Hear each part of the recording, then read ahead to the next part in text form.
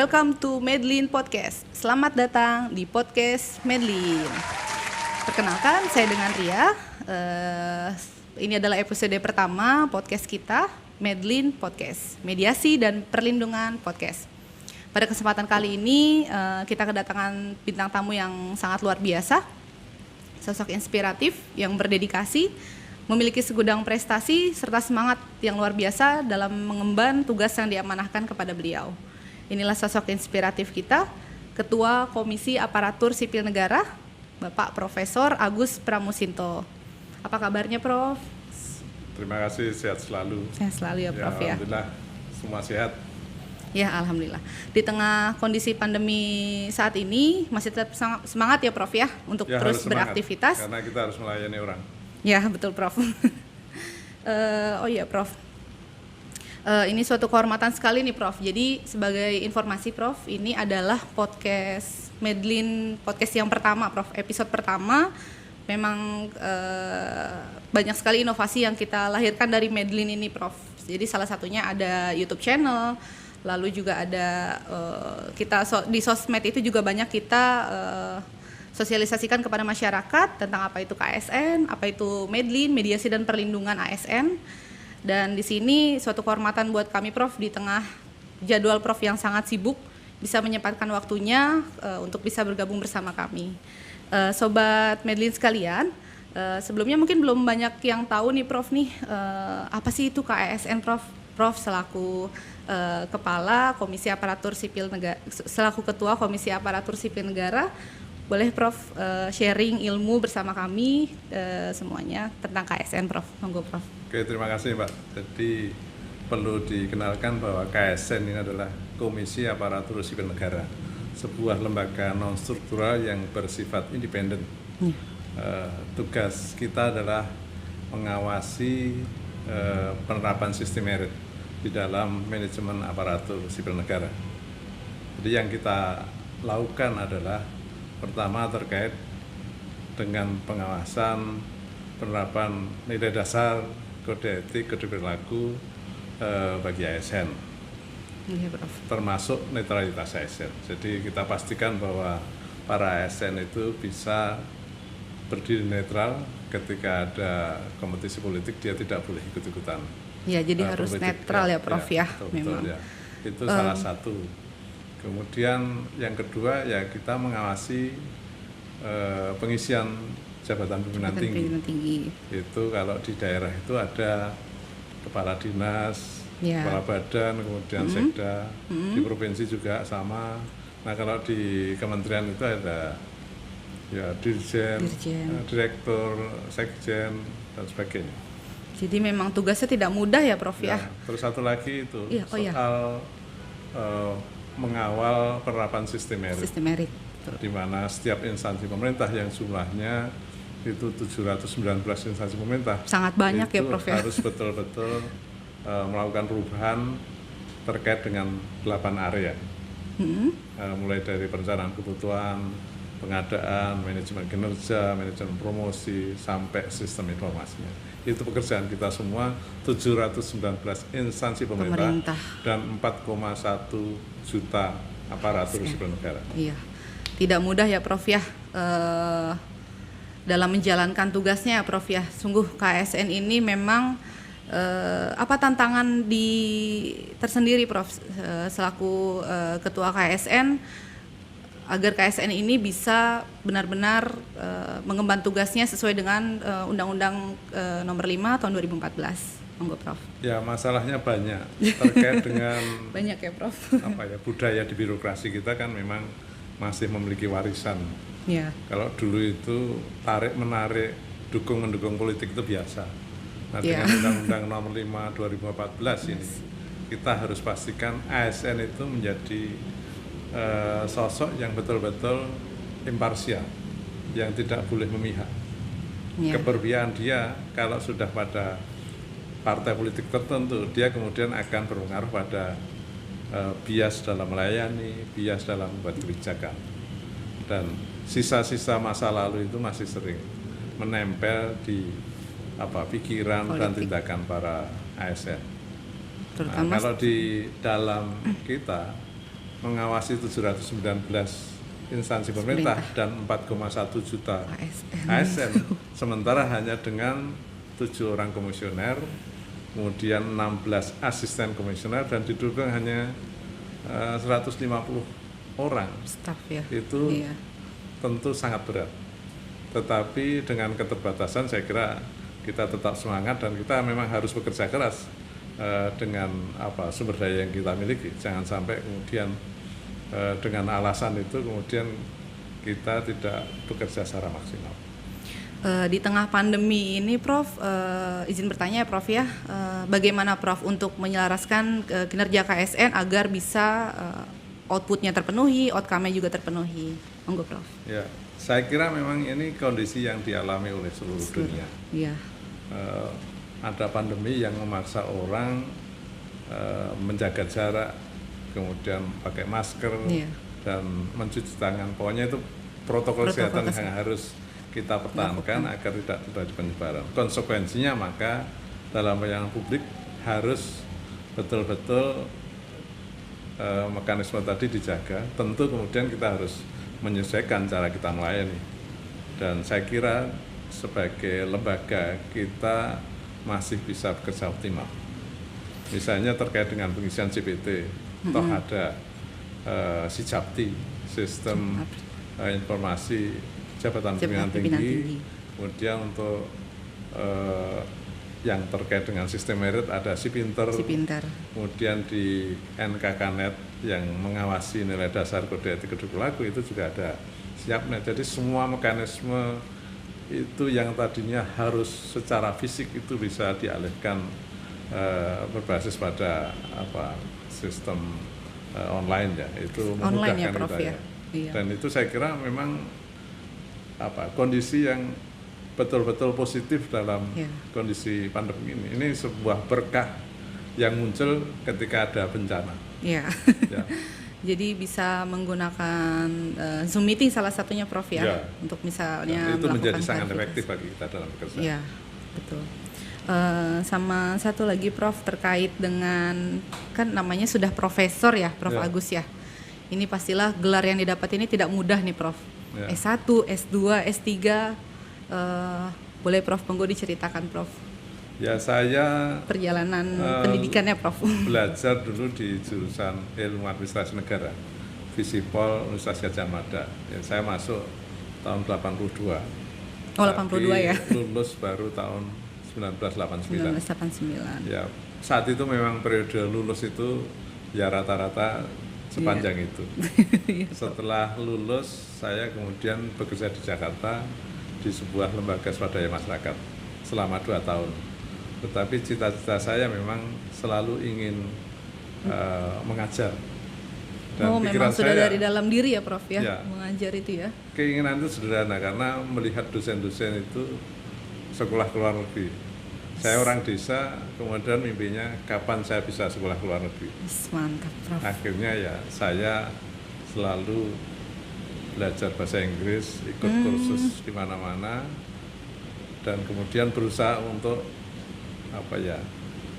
mendaftar jadi dosen.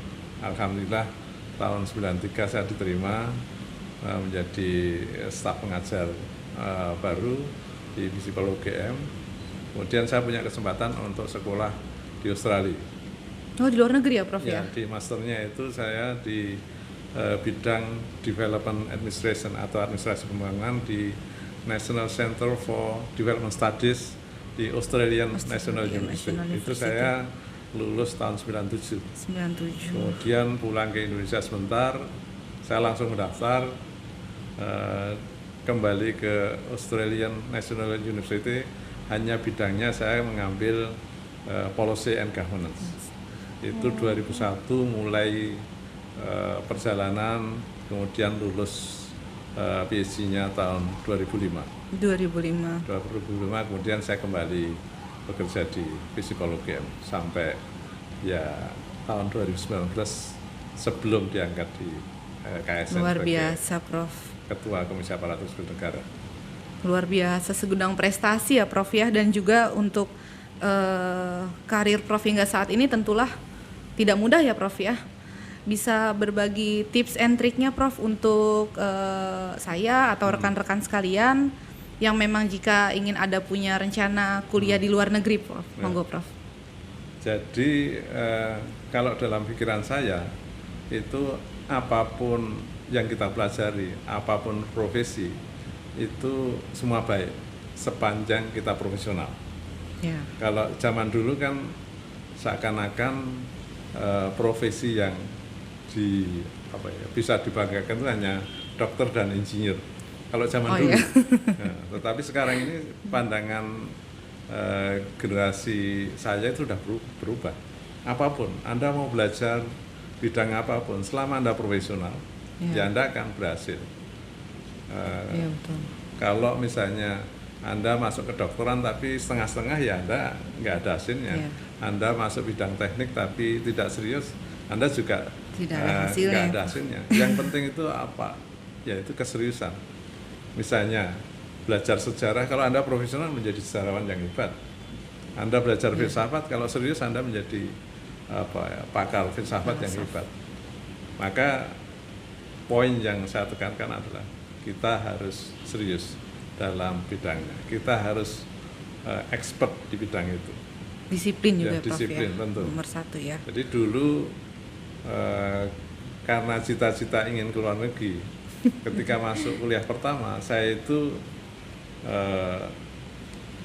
belajar bahasa Inggris dengan memaksa. Setiap hari saya harus membaca buku bahasa Inggris minimal 5 halaman, paham baik struktur, grammar maupun maknanya. Itu cara saya memaksa setiap hari 5 halaman. Karena saya kalau mau kursus saya nggak punya uang. Karena orang tua saya orang desa. Maka cara saya adalah belajar sendiri tadi 5 halaman bahasa Inggris, tapi saya paham dari structure, grammar, tenses, dan maknanya artinya. Luar biasa. Jadi memang banyak hal yang dikorbankan ya Prof ya untuk mencapai suatu tujuan, cita-cita. Itu memang tidak mudah. Ya, dan memang ada istilah jerbasuki mawabio. Kalau memang ingin berhasil ya harus ada biaya. Biayanya itu adalah kerja keras. Ya. Kalau istilah yang lain itu tidak ada pahlawan tanpa tetesan darah. Tanpa tetesan darah. Hasil akhir itu ditentukan oleh awal. Ya kita harus siap untuk meneteskan darah untuk bisa disebut pahlawan. Mantap. Prof, berdasarkan data yang saya punya, Prof juga mengeluarkan buku ya Prof ya? Benar, ya, ada beberapa buku ya Prof? Dosen memang kewajiban untuk menulis. Menulis buku. Ya, menulis adalah bagian dari berbagi apa yang kita sharing ilmu ya. Kita lakukan risetnya. Saya menulis ya banyak di jurnal internasional, kemudian mengedit buku-buku hasil seminar bersama. Itu saya kira bagian penting dari tugas kita sebagai dosen. Ada istilah menulis adalah bekerja untuk keabadian. Jadi sehebat-hebatnya orang, kalau Anda tidak menulis, maka Anda hilang dalam sejarah. Tetapi kalau Anda menuliskan sesuatu, ada sesuatu yang ditinggalkan, yang menjadi bacaan generasi berikutnya. Jadi menulis adalah bekerja untuk keabadian. Saya mengutip dari sebuah novel, saya kira. Luar biasa, luar biasa, Prof. Tadi kita udah ke yang berat-berat nih, Prof. Sekarang saya mau tanya mengenai hobi, Prof. Ya. Monggo, Prof. Hobinya apa sih, Prof? Kalau boleh tahu nih. Saya itu ya macam-macam. Saya olahraga itu suka. Oh, suka. Ya, olahraga. Prof masih olahraga ya, Prof ya? Luar biasa. Ya, saya bisa badminton, saya bisa tenis, bisa pingpong, bisa sepak bola. Tapi sekarang ini yang rutin saya lakukan setiap hari adalah lari di tempat. Kira-kira berapa ya? 10 sampai 12.000 langkah setiap hari. Wow. Ya. 1.000 langkah itu saya butuh waktu kira-kira 4,5 menit sampai 5 menit. Itu sebagai cara untuk tetap menjaga kesehatan, apalagi situasi seperti ini, imunitas harus terjaga, maka kesehatan harus dijaga. Baik. Untuk anak Prof, kalau boleh tahu Prof, izin Prof, apakah ada juga yang seperti Prof bercita-cita menjadi ASN juga Prof? Atau menjadi pengajar atau kuliah di luar mungkin Prof? Monggo Prof. Anak saya 2, yang pertama perempuan sudah lulus dan sudah bekerja. Sudah. Dia bekerja di sebuah perusahaan swasta. Diterima ketika saya seminggu setelah di KSN. Terus dia menyusul 2019. Diterima di Jakarta. Di Jakarta 3 bulan, kemudian dipindah ke Denpasar, di sana 6 bulan, kemudian pindah ke Banjarmasin 8 bulan, dan 2 minggu yang lalu pindah ke Bandung. Itu anak saya pertama, perempuan, lulusan manajemen UGM. Kemudian yang kedua laki-laki, dia masih SMA kelas 3 ini. Lanang ya Prof. Laki-laki, doakan dia bisa diterima. Amin. Saya suruh kerja keras, tapi milihnya dia di teknik. Oh, teknik. Memang setiap anak kan beda ya Prof ya, peminatannya juga beda. Makanya saya tidak mengarahkan harus jadi apa, tetapi pastikan bahwa kamu mencintai profesi itu. Ya, betul. Dan kemudian serius menjalaninya. Ya, tekun, disiplin, serius. Cita-cita apa yang mau dicapai, bikin skala prioritas gitu ya Prof. Betul, ya. Betul. Untuk Prof sendiri, sosok inspiratif ada nggak? Siapa gitu Prof di mata Prof yang sampai dengan saat ini tuh membuat Prof itu selalu, ayo saya harus maju dan maju. Monggo Prof. Ya, sebetulnya banyak sekali ya. Banyak ya Prof. Yang saya kagumi, karena setiap orang punya kegiatan masing-masing. Ya. Dan karena itu, misalnya saya kan menguasainya adalah bidang public administration. Saya tidak bisa yang lain. Bahkan secara sederhana, kalau ada orang pintar bermusik saja, saya merasa bodoh sekali karena saya tidak bisa musik. Padahal sejak kecil saya belajar musik. Mulai dari gitar, biola, tetapi nggak jadi. Nah, sampai sekarang itu selalu masih ingin anak saya menguasai itu. Kemudian ketika saya melihat orang melukis dengan bagus, saya juga merasa bodoh karena saya tidak bisa melukis. Jadi sebetulnya banyak sekali tokoh inspiratif. Yaitu orang-orang yang selalu berhasil dalam bidangnya. Ya. Jadi saya tidak menunjuk pada satu orang tertentu, karena tadi prinsip saya, orang memang harus profesional, maka profesionalitas seseorang itu selalu menjadi inspirasi saya bahwa memang orang kalau kerja keras ada hasilnya. Artinya usaha tidak pernah mengkhianati hasil. Ya, betul. Setuju Prof. Ya. Dan saya sekarang ini memang di samping di KSN, saya masih terlibat mengajar, walaupun mungkin hari Sabtu. Karena itu bagian profesi yang saya cintai. Karena Prof mencintai profesi sekarang, iya luar biasa. Dan saya juga masih mengurusi asosiasi, yaitu Indonesian Association for Public Administration. Jadi ketua untuk 2019 sampai 2022 dengan anggota lebih dari 1.000. Wow, luar biasa Prof. Tapi sampai dengan saat ini Prof selalu menjaga kesehatan kan ya Prof ya? Dengan jadwal yang sesibuk itu loh Prof. Saya harus luar biasa, luar biasa.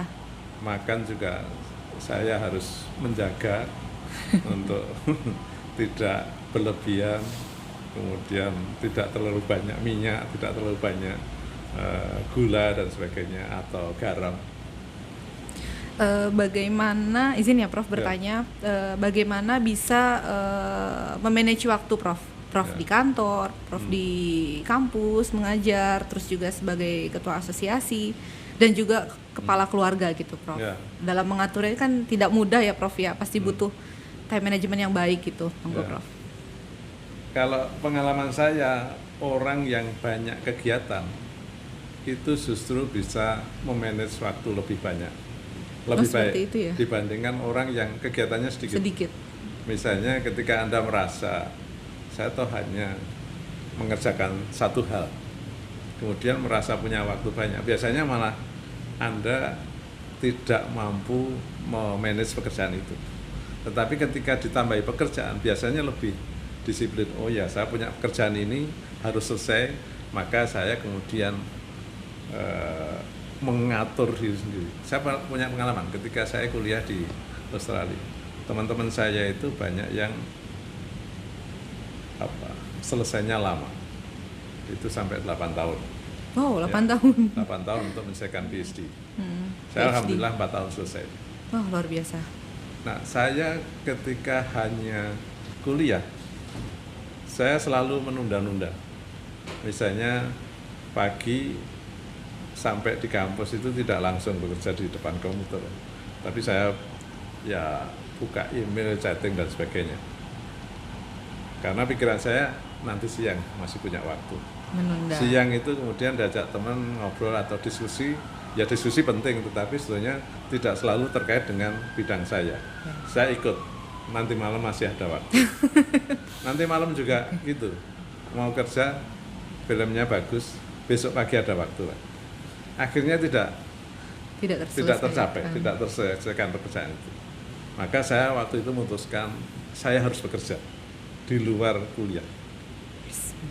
Maka ketika saya bekerja dari jam 6 sore sampai jam 10 malam, pagi itu saya udah kemudian berkomitmen nanti malam saya nggak punya waktu, maka pagi ini harus memulai.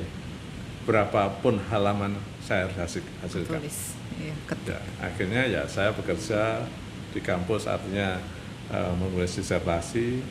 Nanti jam 5 sore saya jemput anak, kemudian diantar pulang dari rumah, kemudian saya balik lagi ke kampus bekerja. Malam jam 6 sampai jam 10 itu bekerja, istilahnya mencari uang. Nah, jam 10 selesai, kemudian saya sambung lagi di kampus, saya mengerjakan disertasi sampai jam 2 malam. Itu pulang nanti sampai rumah ya 2:30 pagi, baru berangkat besok pagi jam 8. Itu artinya ketika kita punya banyak pekerjaan, itu membuat kita disiplin. Ya. Justru mampu mengatur waktu dibandingkan ketika tidak punya banyak kegiatan. Wah, sangat menginspirasi sekali ya Prof. Agus ini. Untuk selanjutnya Prof, yang mau saya tanyakan, apakah ada cita-cita atau impian secara pribadi dari Prof yang mungkin belum tercapai atau belum diraih, Prof? Monggo, Prof. Ya itu tadi, saya itu pengen bisa yang orang lain tuh bisa, tapi saya nggak bisa. Nggak bisa. Oh. Ya tadi. Bisa seni misalnya. Ya. Saya belajar sejak kecil, belajar gitar nggak jadi, belajar biola nggak jadi. Saya pengen satu-satu saya bisa melakukan itu. Oh gitu. Sederhana. Sederhana sekali ya. Ya. Artinya, tapi nanti kalau ketemu orang yang bisa sesuatu yang berbeda lagi, saya juga menginginkan itu. Tapi memang yang tadi contoh sederhana itu masih apa ya? Kok saya bodoh sekali ya, gitu aja nggak bisa itu. Setiap orang punya kelebihan dan kekurangan masing-masing ya, Prof ya, punya talent tersendiri. Ya, artinya saya menyadari saya tidak punya talent di situ, tetapi saya masih menginginkan, karena prinsipnya sebetulnya talent itu hanya berapa persen, 20%, selebihnya adalah kerja keras. Betul. Ya. Setuju, Prof. Ya. Setuju, Prof. Baik, untuk terakhir Prof, sebagai penutup, apakah ada pesan dan kesan untuk podcast kali ini, Prof? Ini perdana soalnya, Prof, kita mau share kepada masyarakat, Prof. Ya, saya kira terkait dengan tugas KSN, mari kita sama-sama kerja keras. Ya, setuju, Prof. Membangun republik ini perlu orang-orang yang memang punya komitmen untuk bekerja. Dan bekerja. Ya, jangan biarkan negeri ini atau republik ini dikuasai oleh orang-orang yang punya agenda atau interest pribadi. Interest kita adalah untuk kepentingan bangsa, maka ya mari kita bersama-sama berkomitmen untuk melakukan itu semua. Setuju, Prof. Boleh satu lagi, Prof, untuk pesan dan kesannya seluruh ASN yang ada di Indonesia, Prof. Monggo, Prof. Ya, saya kira sudah ada kemajuan yang luar biasa. Artinya dari hasil kerja reformasi birokrasi selama ini memang ada hasil yang cukup signifikan.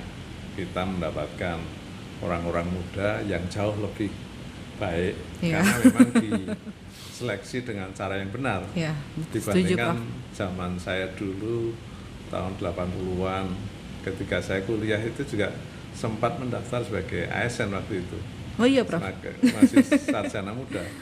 Dan saya gagal di wawancara terakhir dan tidak tahu gagalnya di mana. Ya, tapi memang saat itu untuk menjadi ASN ya masih banyak cerita-cerita, harus punya cerita masa lampau, orang yang harus dititipi dan sebagainya. Itu seperti itu. Jadi memang sekarang untuk perekrutan CPNS sendiri memang jauh lebih baik ya, Prof ya. Jauh sehingga yang dihasilkan juga talent-talent muda yang benar-benar bisa membangun bangsa ini ya, Prof ya, menjadi lebih baik.